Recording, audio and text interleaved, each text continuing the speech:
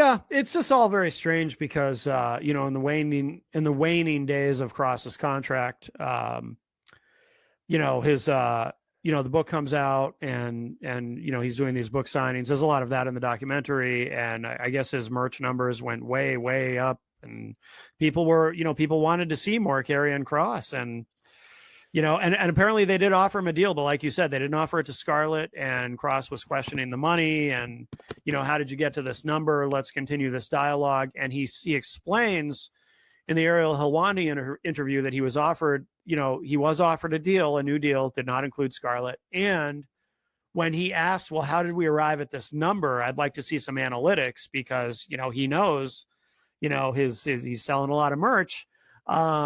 He was told he had to accept the offer within 24 hours or it would be rescinded. He wanted to continue the conversation. And 24 hours passed and the offer was rescinded, and that was it. Well, and also, here's the other thing is he didn't have direct conversation with Hunter. Right. It was a go-between. Yeah, a rep that was appointed by the company to handle the negotiation is what he said. In regards to your merch, I'm looking at Pro Wrestling Tees right now. 2 of the top 3 sellers of the week.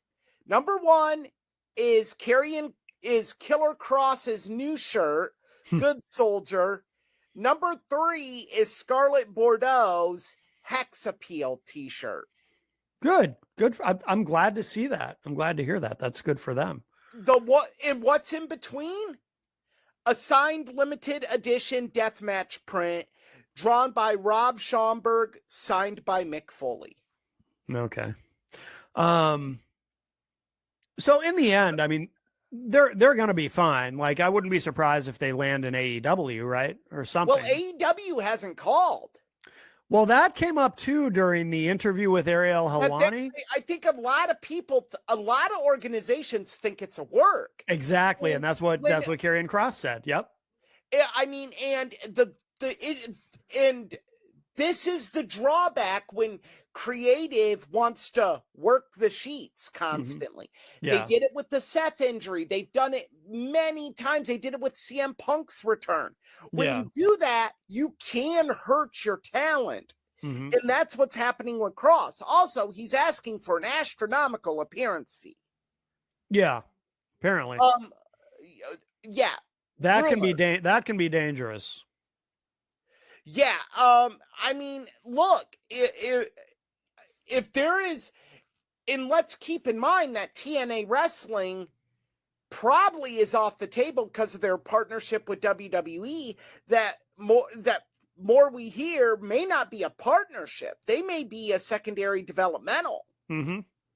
Because WWE is doing some really underhanded stuff with TNA in regards to our subject this week, AEW. Yeah. So TNA might not be an option for him. Right. I think for him, I would love to see him in New Japan. Yeah. I think him in New Japan would be amazing. He goes and works shows, and I guarantee you he would get an AEW deal. Oh yeah. Yeah, absolutely.